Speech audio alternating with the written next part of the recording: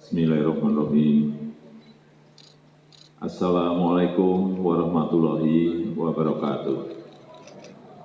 Selamat pagi, salam sejahtera bagi kita semuanya. Om Swastiastu, Namo Buddhaya, salam kebajikan. Yang saya hormati para pimpinan lembaga-lembaga negara yang hadir, yang saya hormati Pak Menko Marinvest, beserta para Menteri Kabinet Indonesia Maju, yang saya hormati Chairman dan CEO di Universe, beserta seluruh jajaran manajemen, para pimpinan perusahaan, BUMN swasta maupun koperasi, Bapak Ibu tamu undangan yang berbahagia.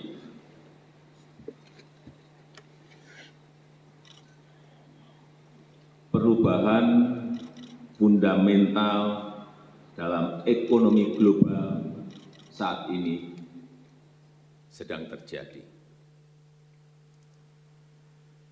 Dari yang dulunya relatif mudah diprediksi, mudah dihitung, mudah dikalkulasi, menjadi dunia yang sulit dihitung, sulit diprediksi, sulit dikalkulasi, penuh dengan ketidakpastian yang tinggi, dan penuh dengan volatilitas yang tinggi. Kalau dulu biasanya semua negara ini ngejarnya pasti di bagaimana bunga bisa serendah mungkin, bagaimana inflasi bisa serendah mungkin. Dan sekarang semuanya berubah. Ditambah lagi dengan konfrontasi geopolitik. Plus perubahan iklim, sehingga sekarang bisa kita lihat bencana alam makin sering terjadi.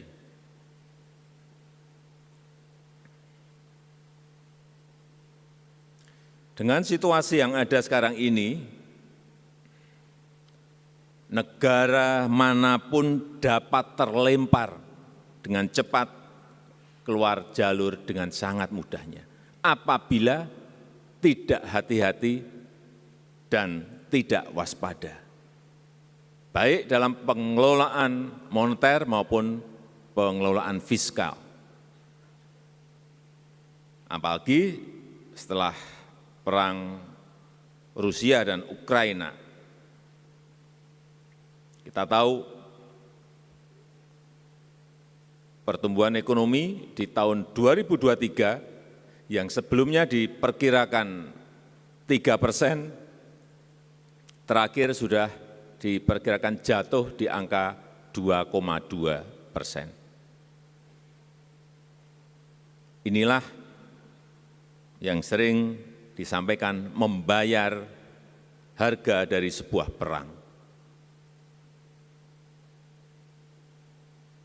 Yang harganya sangat mahal sekali. Tetapi dengan ketidakpastian yang tadi saya sampaikan, kita harus tetap optimis, harus optimis itu. Tetapi hati-hati dan waspada. Karena apapun angka-angka yang kita miliki, Indonesia, pertumbuhan ekonomi di kuartal kedua kita termasuk yang terbaik di dunia, 5,44%.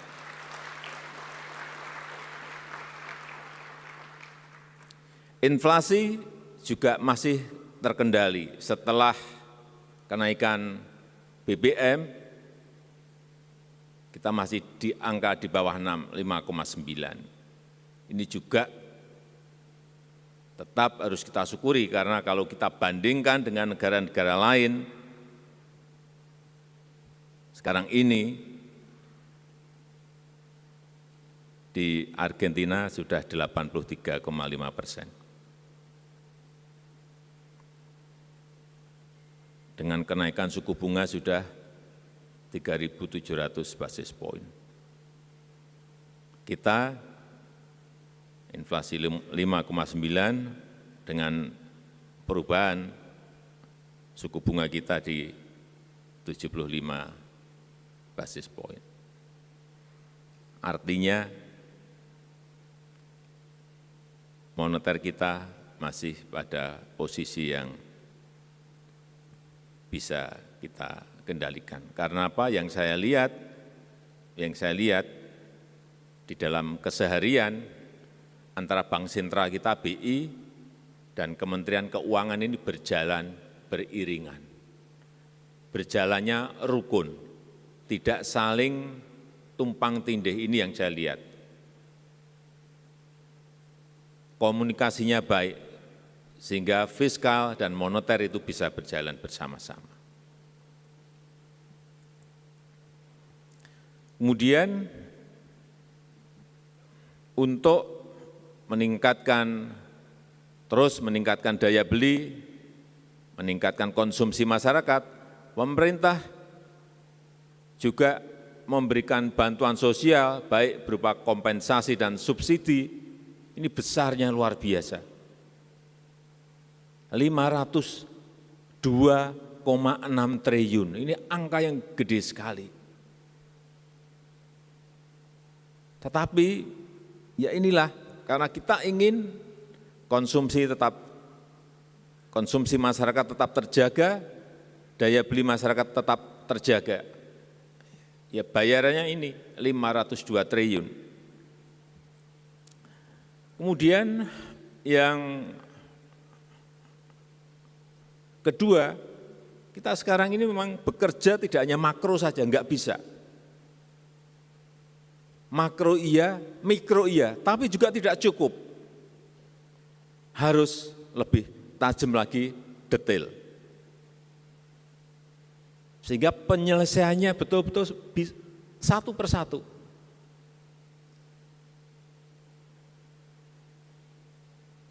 Saya berikan contoh misalnya inflasi. Enggak ada negara yang melakukan seperti kita ini.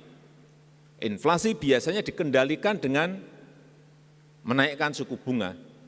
Bank sentralnya pasti menaikkan suku bunga untuk ngerem inflasi. Tapi kita tidak hanya urusan menaikkan suku bunga yang itu menjadi kewenangan dari Bank Indonesia, tetapi dalam praktek real kita juga langsung masuk ke sumbernya, yaitu apa? Kenaikan barang dan jasa.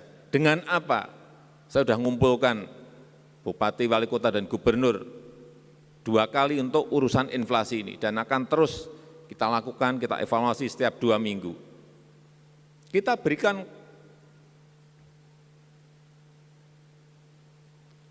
kewenangan daerah untuk menggunakan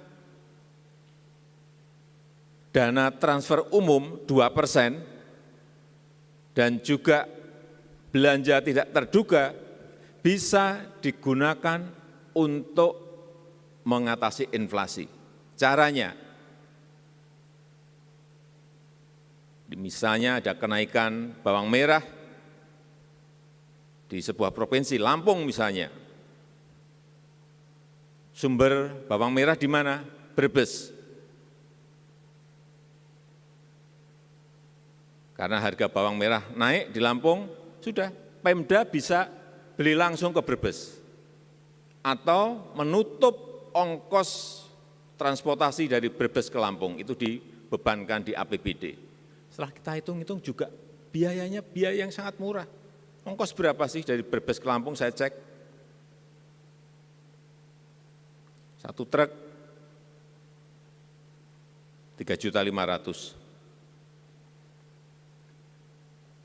Ada APBD-nya bermiliar-miliar. Dan enggak mungkin kan setiap hari kita beli bawang merah. Hal kecil-kecil seperti ini memang harus kita urus. Telur naik. Misalnya di Jabodetabek, Sumber telur ada di mana sih yang banyak? Di Blitar. Sudah. Ongkos angkut dari Blitar ke Jabodetabek ditutup oleh Pemda. Sehingga harga itu adalah harga betul-betul harga peternak, harga petani. Enggak ada, cari negara yang kerja kayak kita sedetail itu. Pengendaliannya pasti makro oleh Bank Sentral. Ini kenapa perkiraan kenaikan inflasi karena penyesuaian BBM kemarin dihitung 6,8, jatuhnya di 5,9 karena Pemda-Pemda sudah mulai bergerak ke sana. Saya cek secara sampling sudah bergerak. Kemudian yang ketiga juga yang berkaitan dengan penggunaan produk dalam negeri. Enggak pernah kita urus itu. APBN itu belinya barang import atau barang kita sendiri sih? Pemda itu belinya barang import atau barang kita sendiri, produk dalam negeri. BUMN apakah beli produk import atau produk dalam negeri? Swasta kita belum masuk ke sana. Setelah kita urus, kok yang banyak beli barang impor? Ini uang APBN, APBD yang kita kumpulkan dari pajak, dari royalti, dari biaya ekspor, dari penerimaan negara bukan pajak, bersusah payah, kita kumpulkan, terkumpul, kemudian kita belanjakan, belanjanya produk-produk impor. Benar? Enggak, sama sekali enggak benar. Inilah yang sekarang kita arahkan juga. Dan sudah sekarang kita pakai komitmen, kementerian komitmennya, kementerian A, komitmen berapa triliun, Pemda A berapa triliun, Pemda B berapa triliun, komitmen, terkumpul 950 triliun, komitmen untuk beli produk dalam negeri. Memang realisasinya baru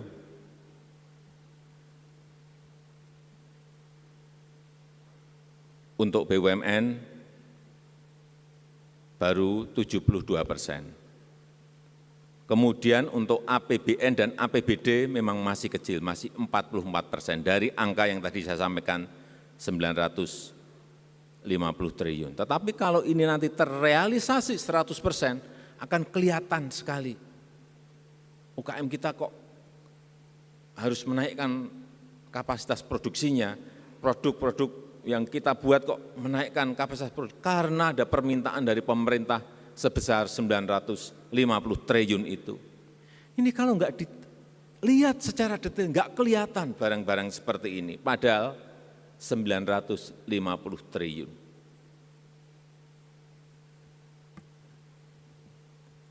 Yang ketiga, pentingnya kolaborasi UKM, pengusaha menengah dan pengusaha besar. Ini penting sekali.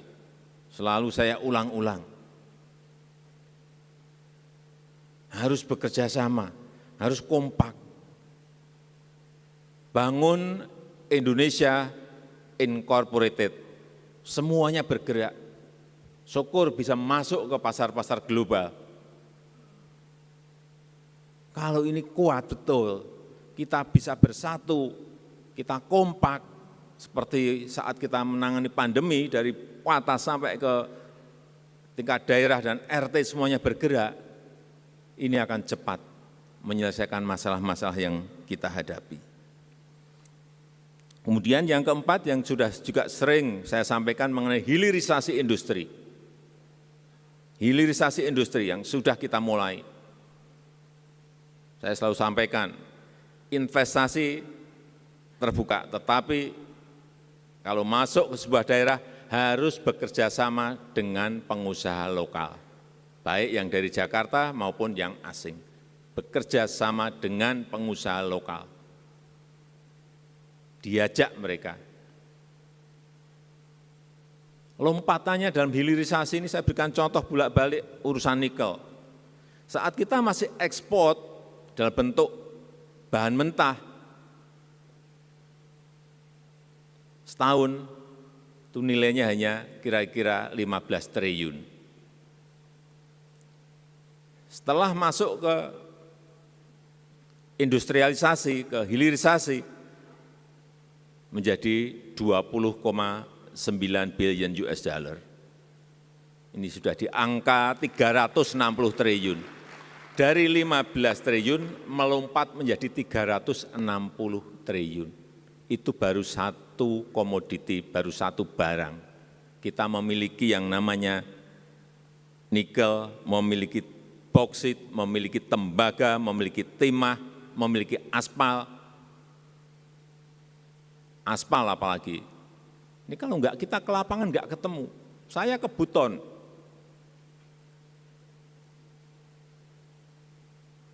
Dua minggu yang lalu, depositnya ada 662 juta ton. Saya kalau sudah ke lapangan itu angka-angka apa semua. 662 juta ton aspal.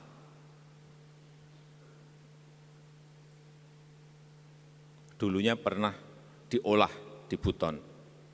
Tetapi stop, saya enggak tahu, karena katanya aspal impor lebih murah. Sehingga yang terjadi 95% aspal kita ini aspal impor. Padahal punya deposit di Buton 662 juta ton. Ini benar. Saya di lapangan saya sampaikan, enggak. 2 tahun lagi saya beri waktu, stop yang namanya impor aspal. Harus semuanya disuplai dari Pulau Buton. Ini kesempatan Bapak Ibu semuanya kalau ingin investasi, segera bangun industri aspal di Buton. Pasarnya jelas ada di dalam negeri, dan sebagian bisa diekspor. Kebutuhan kita, terakhir informasi yang saya terima 5 juta ton. Kalau 5 juta ton per tahun artinya kita masih memiliki 120 tahun untuk mengelola yang namanya aspal Buton. Hilirisasi ini menjadi kunci kita maju atau melompat atau tidak ada di situ. Sehingga juga bolak-balik terus saya sampaikan, setelah nikel stop, setelah 2 tahun lagi aspal stop, stop timah, stop boksit, stop tembaga.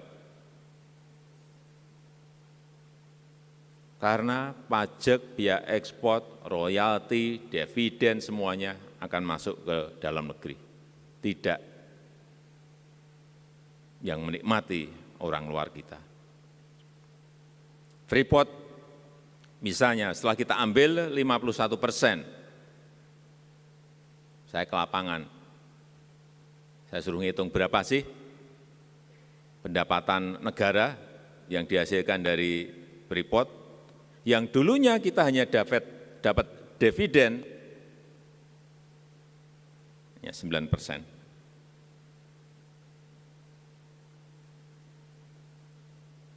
Karena memang saham kita hanya 9%. Setelah kita ambil alih 51%, kita dapat pajak, dividen, royalti, ya ekspor, penerimaan negara bukan pajak, saya suruh hitung berapa jumlahnya. 70% dari pendapatan yang ada di Freeport.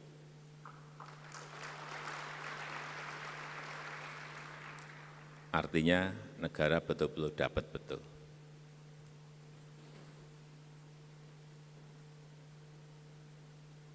Kalau ini konsisten kita lakukan, apa yang sering kita dengar, ketidakpastian yang tadi saya ceritakan, kemudian pagi tadi saya mendapatkan informasi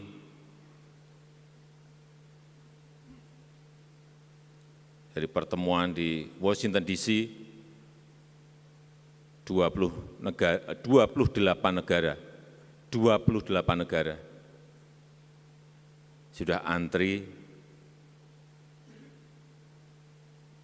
di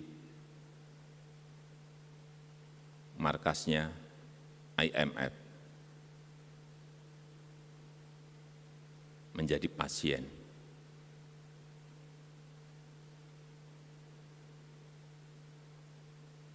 Ini yang sekali lagi kita tetap harus menjaga optimisme, tetapi yang lebih penting hati-hati dan waspada.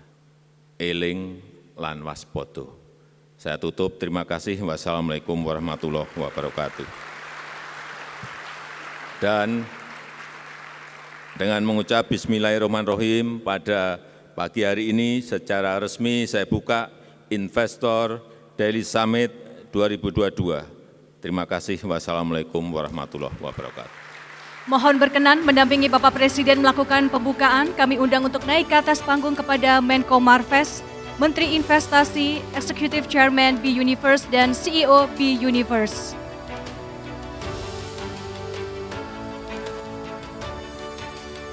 Dan selanjutnya mohon berkenan kepada Bapak Presiden untuk bersiap memukul gong digital yang berada di layar. Mohon izin Bapak Presiden, kita akan hitung mundur bersama-sama. 3, 2, 1.